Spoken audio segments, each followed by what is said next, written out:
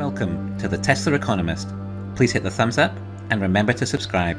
You can follow me on Twitter and talk to me on Patreon.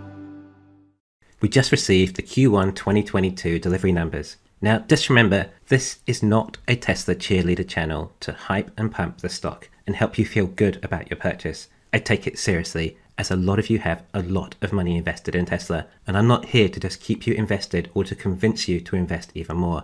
This is a channel that is meant to be pragmatic and base everything on actual fundamentals, rather than simply believing Elon is a god. I try as much as possible to be devoid of echo chambers or go along with the narrative of the industry, especially when someone is credible in one area and then starts talking about what they think will happen in other areas where they have zero credibility, only it being Tesla related. I don't want to be responsible for anyone losing money. I'm going to give you my honest opinion on everything, whether it makes me popular or not. Equally, I won't create FUD for headlines either. I try to remain aligned, and I will base almost all my beliefs with this company on math and first-hand research, not going off what any other analysts think. Having also said that, I don't think there is anyone else talking about investing in Tesla who has leveraged themselves as high as me with Tesla stock, which does prove I could arguably have more conviction in the stock compared to some of the cheerleaders. Personally, I like to follow people's actions more than their words. Don't get me wrong, sometimes it's good to get a confidence boost when that's what you need. Investing is a long-term game, and it's not always easy to keep your emotions positive all the time.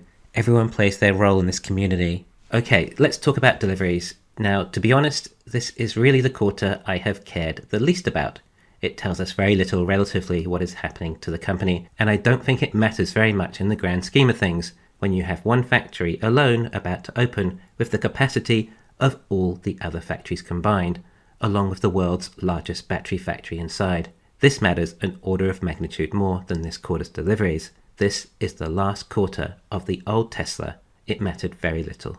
And yes, I didn't do my own Q1 estimate deliveries this quarter, but that actually wasn't the reason. I've had COVID for the last week, and I didn't have the energy to go that in depth. If I was going to do an estimate, I wanted to do it right, not just for the sake of it. I still have it now, which, bear in mind, might be affecting my mood at this stage somewhat. So sorry if I come across somewhat negative. Anyway, as you know, we had 310,000 deliveries for the quarter, which does beat the Wall Street estimate, and is an increase of 0.5% from last quarter. Remember, Q4 is always the biggest quarter for vehicle sales in the industry, and Q1 is always the lowest in sales, although I don't see how that matters so much when you are supply constrained. Although Q1 actually does have fewer days, which does make some difference. It's just I see everyone celebrating this like it's a big win. That's not a great improvement quarter over quarter, especially when demand is so much higher than the previous quarter. I know we lost quite a few days from lockdowns in China, and we may have had an additional 10,000 units or so, but still, it wouldn't have been a massive jump either way that we sometimes do see with Tesla deliveries. Besides, the delivery numbers are irrelevant if you have so much demand. It's all about production numbers, and in Q4, Tesla actually produced more vehicles than Q1. We are down on the metric that actually matters here, quarter over quarter production.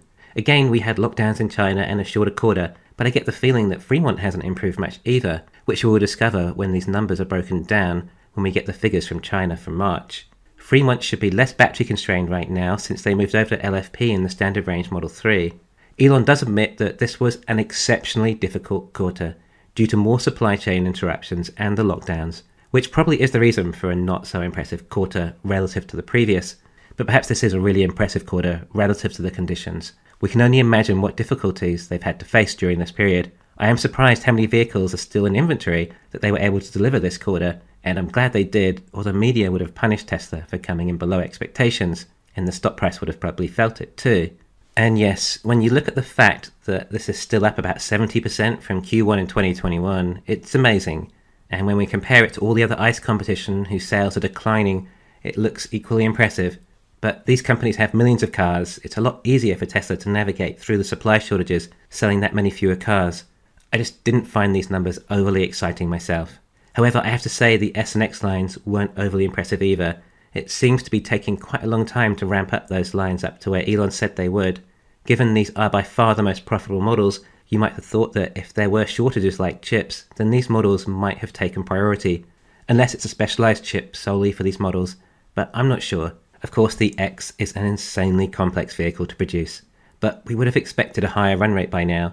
However, these models are not the make or break of the company. That will be what comes out of Texas, which again is why these delivery numbers aren't so important anyway. And it's not like the numbers have dropped massively or anything. They're still holding up, and given what Tesla is going through, that probably is impressive. The earnings call's been set for April the 20th, which is the official weed smoking day, of course. If Deliveries were a slight disappointment somewhat, then hopefully the earnings call will make up for it. This is the first quarter of Deliveries that we start to really feel some of those larger price rises from last year. We should therefore hope to see margins up quite a bit as a result, which should obviously mean we get some record earnings. As long as there are no major issues or macro events, then I would hope to see the stock price up to an all-time high this month. This earnings will have a major impact on the trading 12-month PE ratio. Add to that Texas opening, which will also give the stock price a bit of a boost, and finally seeing 4680 Model Ys being delivered, along with all the specifications. This should provide some good momentum for the stock. Also, some quick math. If Tesla are at 305,000 production, that is still over 1.2 million units a year. Just from their 2 current locations, the next part is a major part we've been waiting for to send Tesla off into the next cycle and will help take the company and ourselves into new levels of wealth until the next phase after that, which will likely be Tesla's own iron-based cathode battery with a new revolutionary form factor. I didn't mean to sound too negative. Perhaps I'm overcompensating for the fact that everyone else seems so happy with this and attempting to put it into perspective. I mean, it's not bad, but there's nothing overly exciting either. Perhaps I'm used to being spoiled, and now Tesla impressing me each quarter is the expectation.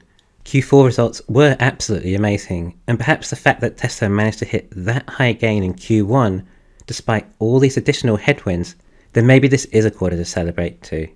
I'm not sure if it will move the stock price much, either way. I think and hope that Texas opening should give us a boost in the stock price though. I can't see how Tesla can't start delivering these vehicles from Texas and not give us more information on these 4680 batteries and new vehicles. They're cutting it close. Like I say, we're at the precipice of the future of this company.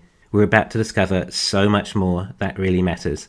This was obviously a tough quarter for Tesla, and I guess they held up pretty good in reality. We know how hard Tesla works and what an amazing job they do. There are plenty of amazing things ahead for this company, and it's unlikely Tesla would want to split the stock now if the 4680 line and Texas weren't going to be a major success. I just want to see the proof, as it is almost too good to be true. Right now, I feel like things are up in the air until we know more. The future of this company depends on ramping up 4680 batteries, not trying to beat each quarter by 10,000 deliveries or so. Hopefully this is just the calm before the storm, another hurdle to make sure you keep holding your stock through what might be the biggest breakthrough in the EV industry we've ever seen. Tesla will soon no longer be a car company and will evolve into a car and battery company. Thanks for listening. Please hit the thumbs up and subscribe. You can follow me on Twitter and talk to me on Patreon.